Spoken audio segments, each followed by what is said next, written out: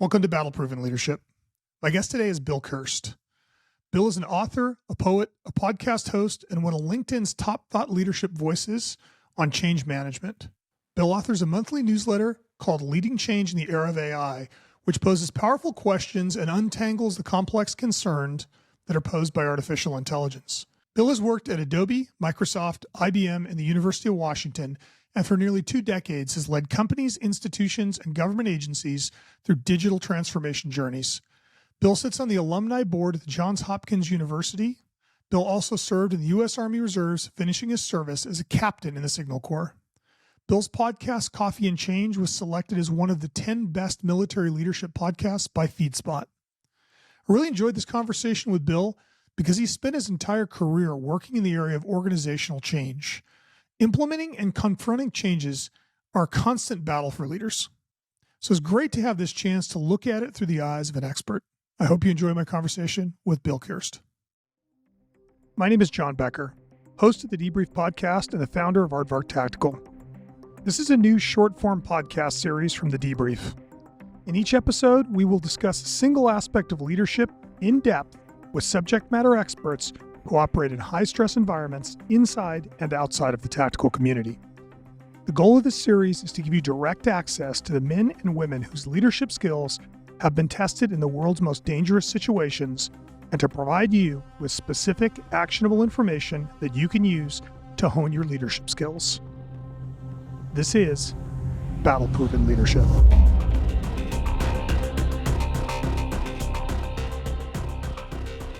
Bill, thanks so much for joining me. It's great to sit down with you, man. Thanks, John. It's great to be here. I appreciate the opportunity to join the show. So you've spent kind of your whole adult life and, 125 plus episodes of the podcast talking about change. And change is always a difficult subject for organizations. So I'm kind of excited to go through some of your lessons learned for the last, 20 years of change. Yeah, absolutely. I appreciate the opportunity to reflect and share. Obviously we've had the opportunity to chat and talk both, on the podcast and in person, and it was great to meet you in person.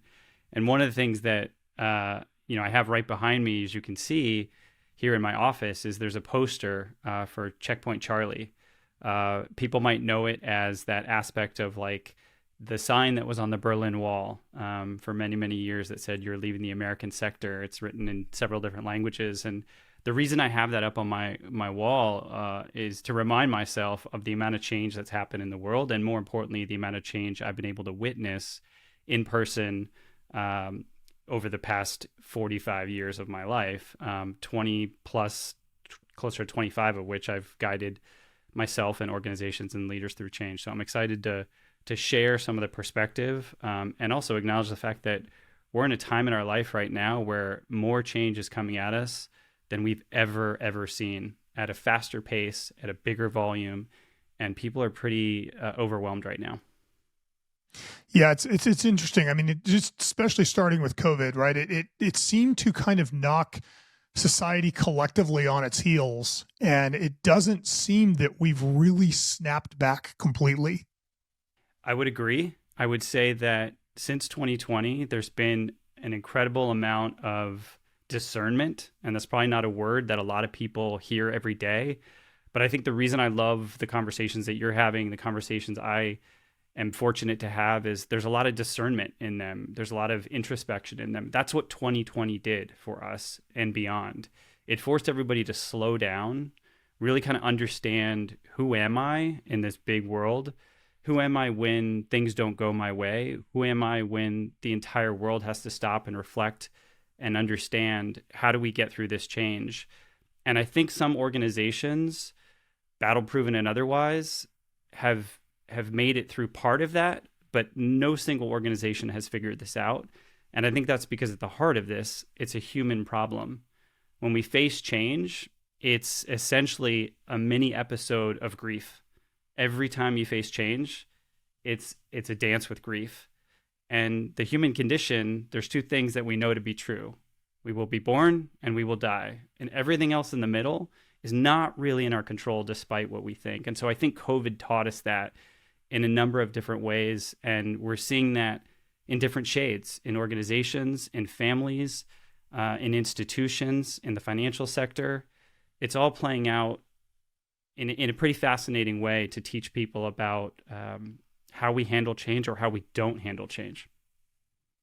I think COVID knocked us all back down Maslow's triangle, right? Like if you think of everybody as at the base of Maslow's triangle is physical security, and and above that you build into self-actualization, but at the very bottom of that triangle is security, right? It's physical security, it's being able to eat and being safe and all those things. And I think that what COVID did was made us all realize we are one sneeze away from being dead, and that at any point everything can turn on its head. And I think that everybody is still kind of reeling from that. And one of the things that I've heard you say that I think is an interesting point for us to kind of start this discussion is that everybody that encounters a change is seeking to heal from that change. Can you elaborate on that for me? Yeah, absolutely. This is something that came to me over years and years and years of guiding myself, my teams, my family through change. And what I realized, John, was that really it's almost like paying attention to symptoms versus a root cause.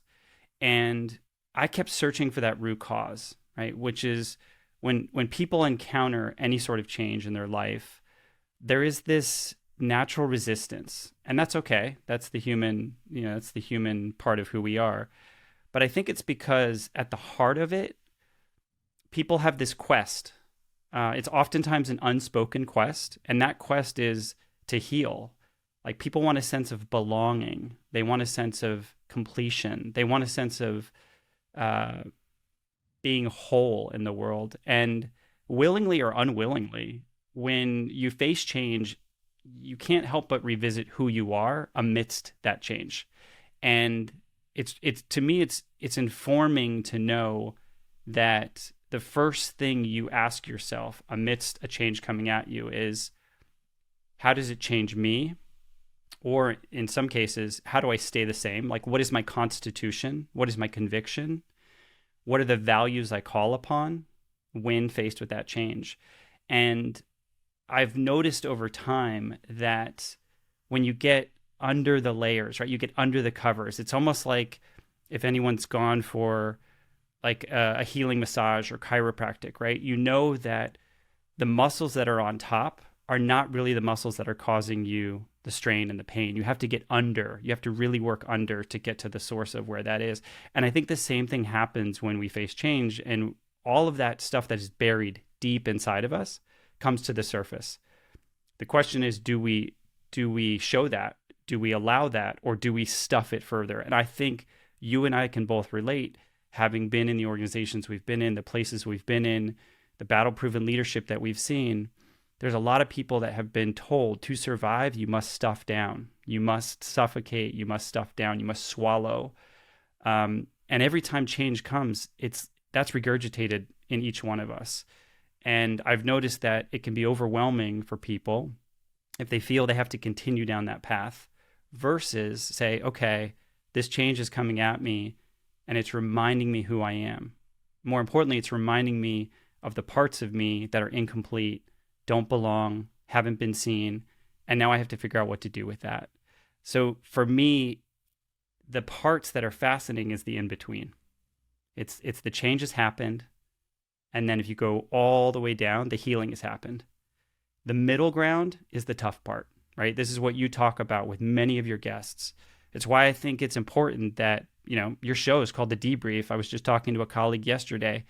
She said to me, Bill, why is it when we have the meeting, it's in the meeting after the meeting that honesty gets a seat at the table?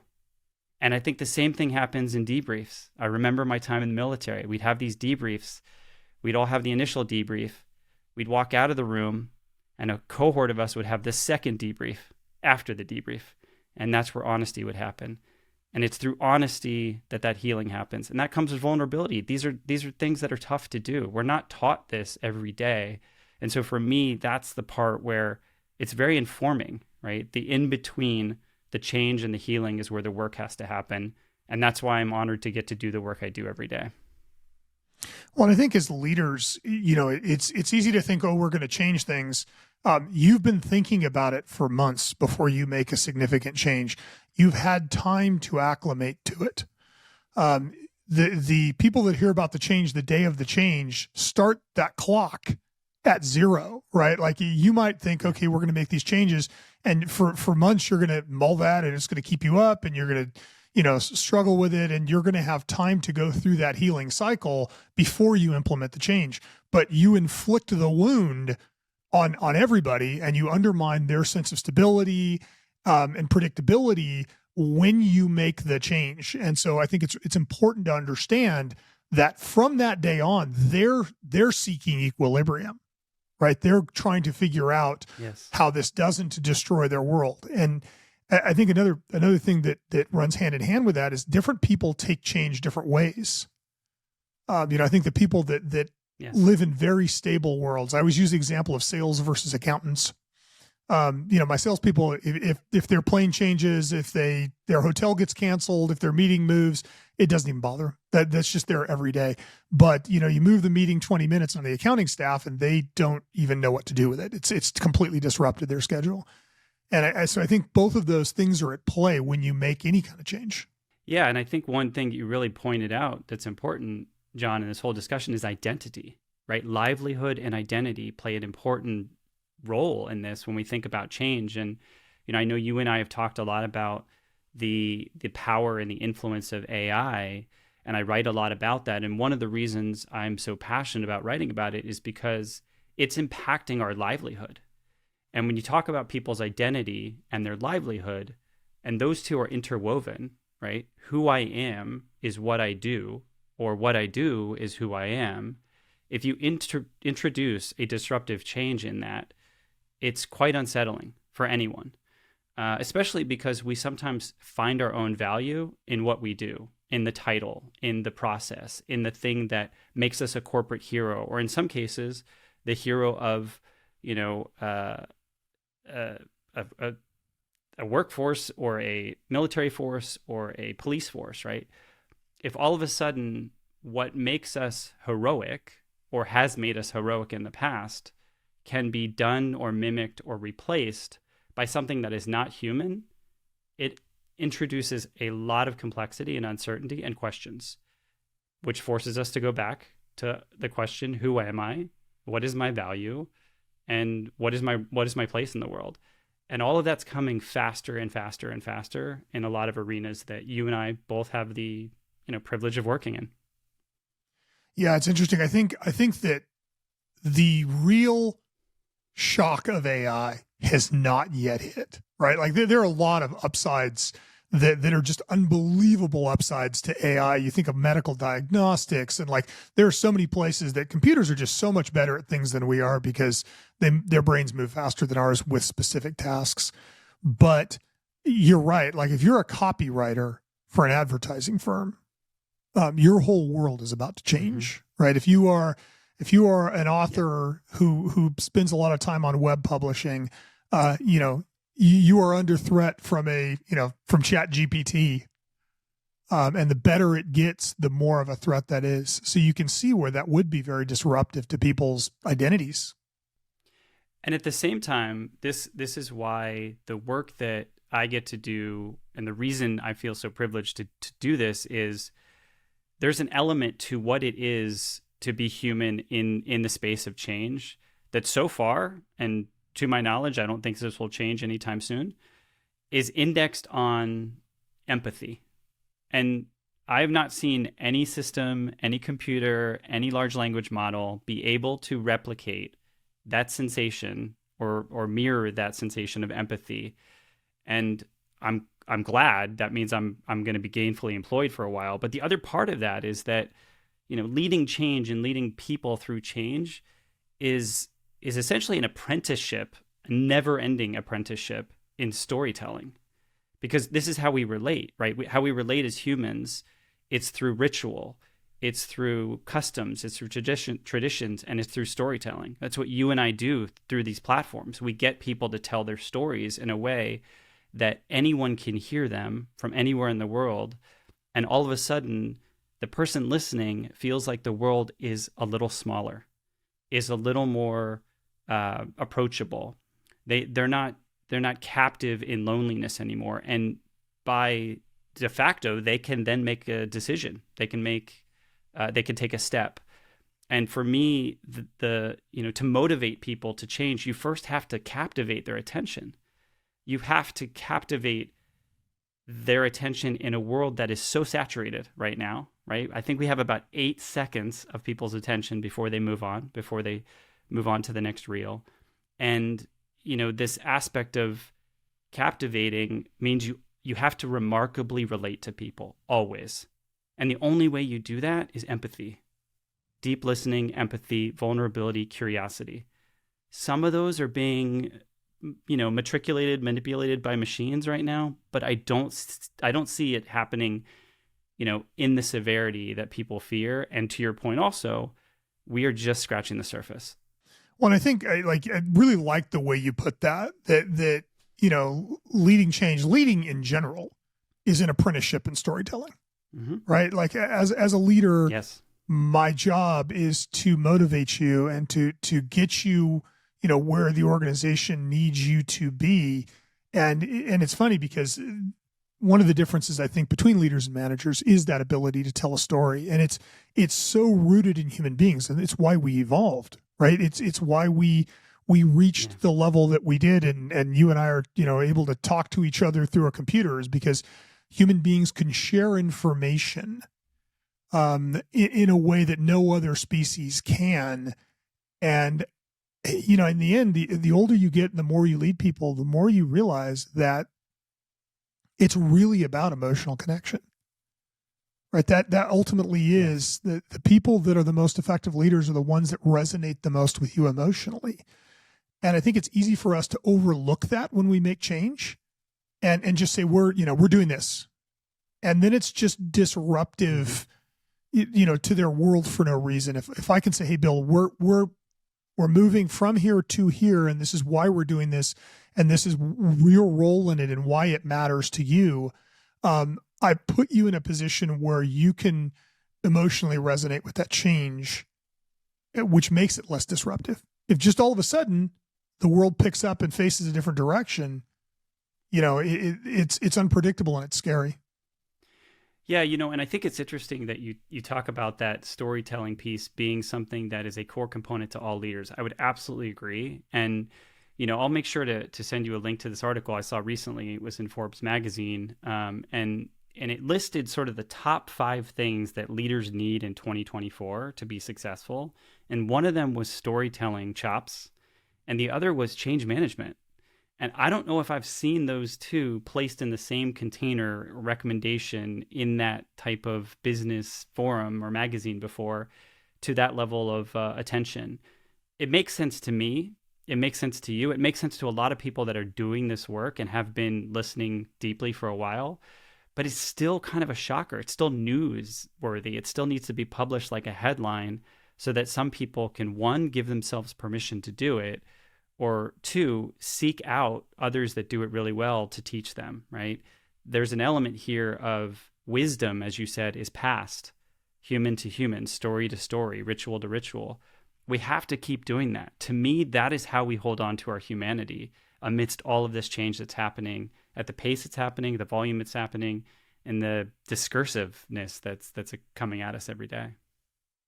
Yeah, it's on the one hand, the average attention span is 8 seconds, right? Which is, I think, very disconcerting and actually frightening for the future of humanity. That, I watch people go, on TikTok and they can't even finish watching the 12-second TikTok video because they want to get onto the next one. And part of that is because we become dopamine addicts that look for that hit.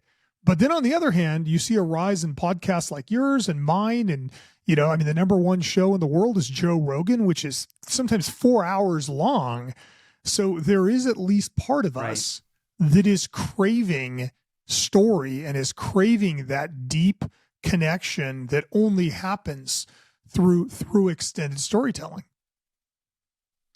Yes, I would absolutely agree. That to me is fascinating, right? The fact that we have both ends of the spectrum, both ends are showcasing to us our tendency and our desire. So to me, it goes back to your Maslow's hierarchy a little bit here, which is there is this dopamine hit that happens, and our tendency is to just follow the moving cursor, right? Follow the flashing lights.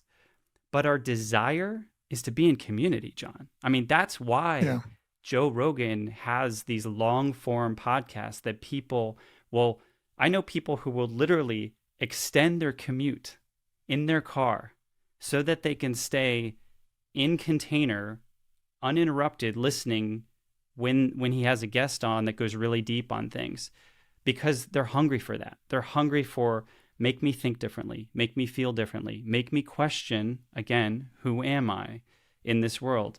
And that doesn't come with quick, flicks of a TikTok or reel or story or short. It comes when you can sort of sit in those deep questions.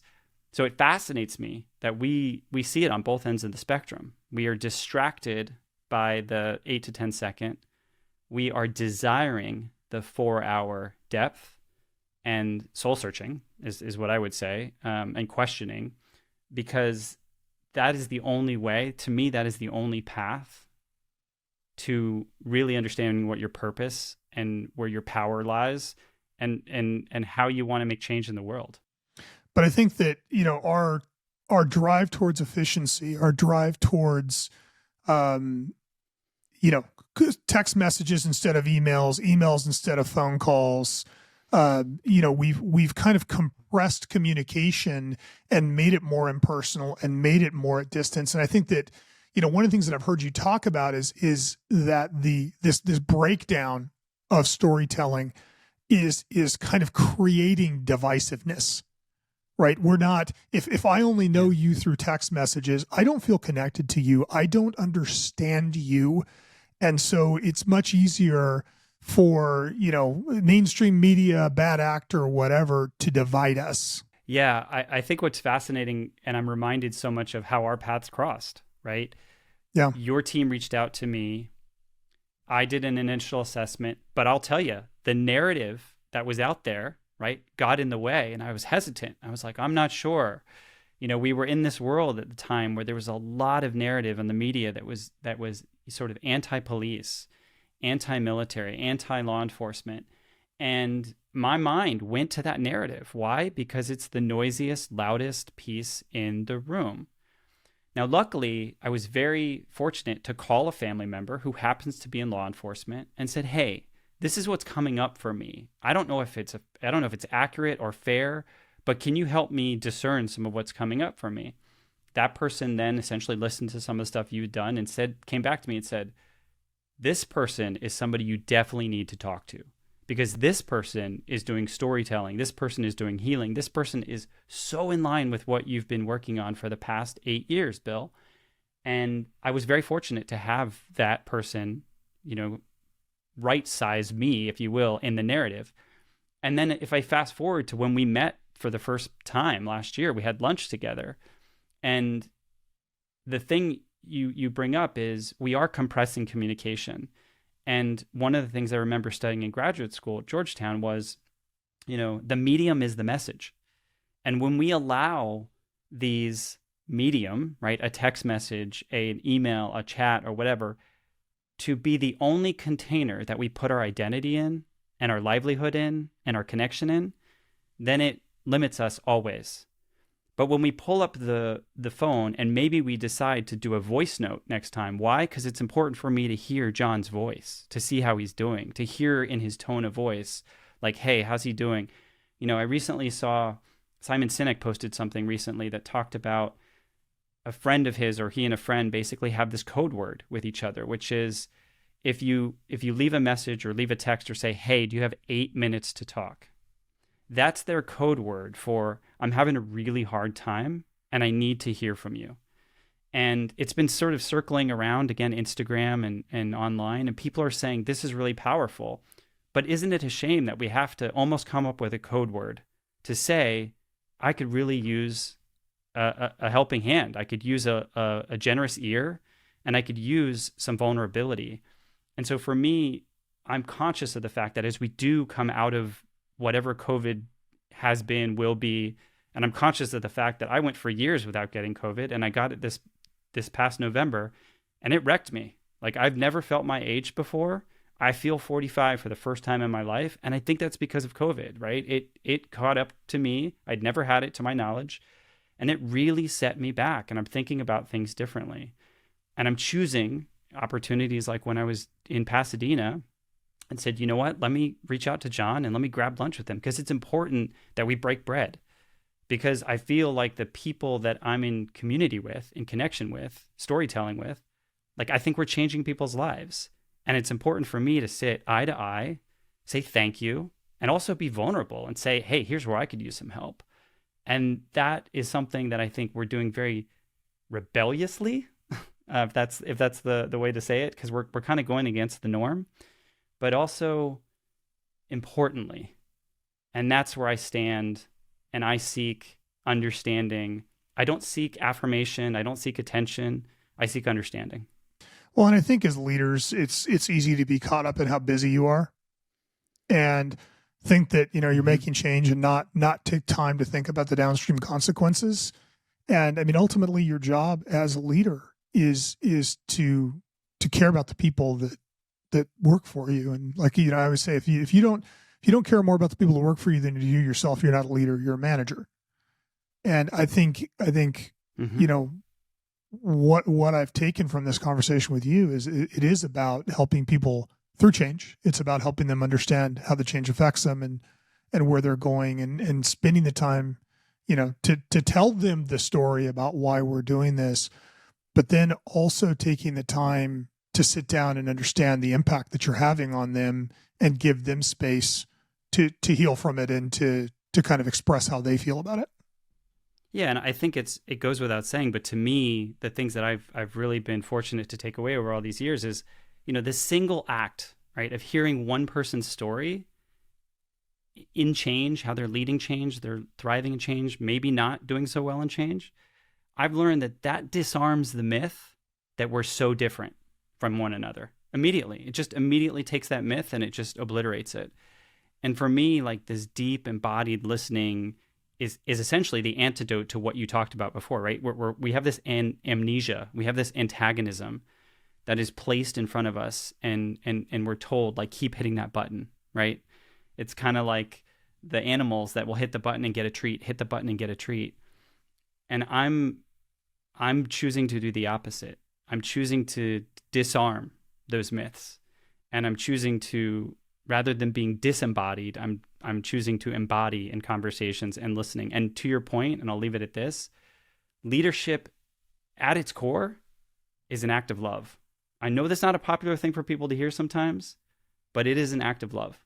You are caring for people. You're caring for humans. They are placed in your care.